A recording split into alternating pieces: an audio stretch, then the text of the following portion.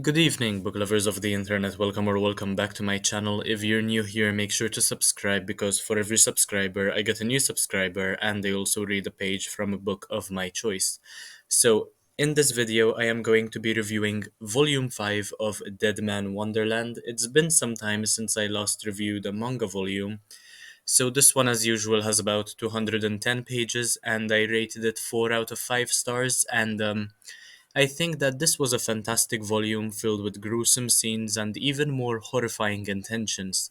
I appreciate how there's finally some continuity between this one and its predecessor, speaking of Volume 4. The previous installment was honestly rather confusing. Now we got to see Scar Chain win to a certain extent, I suppose. I mean, I was also confused with this one. In some cases, but I think Scar Chain kind of got an advantage towards the end over there. Maybe that's just my opinion, maybe I misunderstood completely. But they kind of won against the Undertakers, their opponents.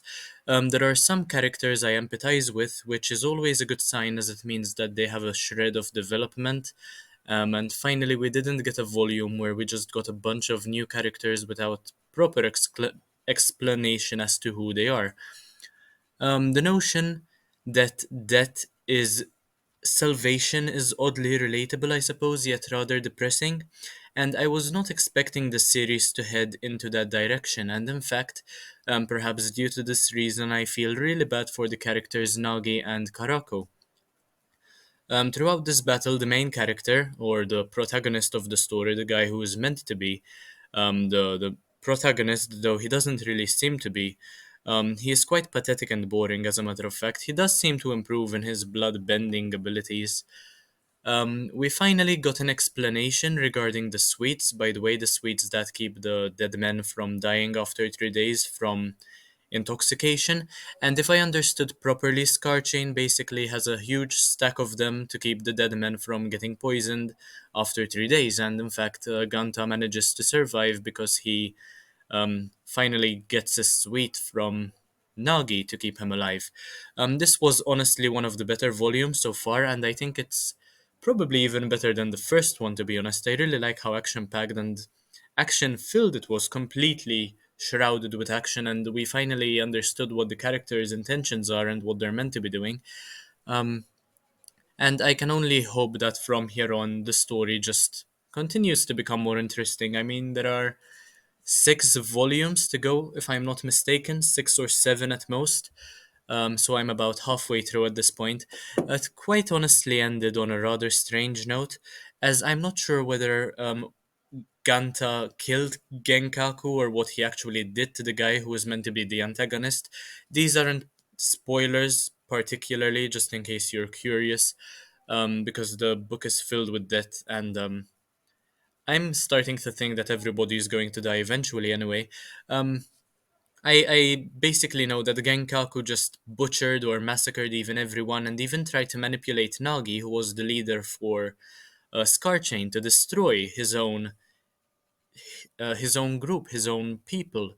And to a certain extent, he kind of managed, but at the very last moment, the plan basically changed. He managed to retrieve his mind once again.